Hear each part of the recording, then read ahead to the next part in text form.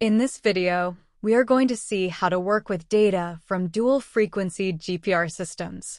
When creating a project with data from dual-frequency systems, you will see the two input icons appearing at the bottom of a B-scan, but also next to the slice view and in the input analysis.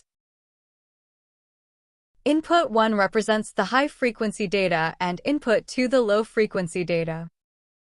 In Slice View, we can alternate between the two views by simply clicking on the Input 1 or Input 2 icon, and similarly for the B-scan view by selecting one of the icons.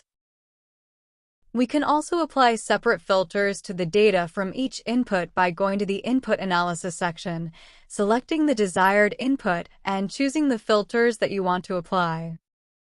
Let's apply another filter for Input 2. We will apply the Trim Data filter. Going back to the list of filters for Input 1, you can see that this filter is not included here, but only for the Input 2 data.